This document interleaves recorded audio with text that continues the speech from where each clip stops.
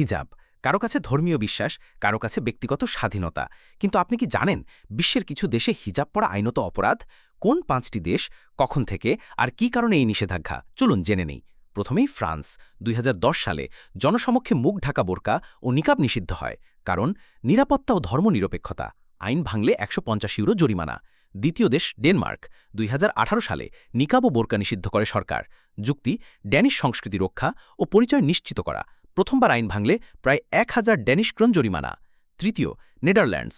২০১৯ সালে স্কুল, হাসপাতাল, সরকারি অফিস ও পাবলিক ট্রান্সপোর্টে মুখ ঢাকা পোশাক নিষিদ্ধ হয়, কারণ নিরাপত্তা ও যোগাযোগে বাধা। জরিমানা ১৫০ ইউরো পর্যন্ত।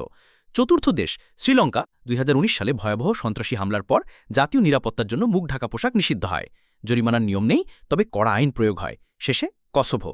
২০০৯ সাল থেকে সরকারি প্রতিষ্ঠানে হিজাব নিষিদ্ধ, কারণ ধর্ম ও রাষ্ট্র আলাদা রাখা। এখানে জরিমানার বিধান নেই, তবে চাকরি ও শিক্ষা প্রতিষ্ঠানে প্রবেশে বাধা দেওয়া হয়। আপনার কি মনে হয়, হিজাব নিষিদ্ধ করা উচিত নাকি ব্যক্তিগত স্বাধীনতা দেওয়া উচিত? কমেন্টে জানান। আর ভিডিওটি ভালো লাগলে লাইক ও শেয়ার করতে ভুলবেন না।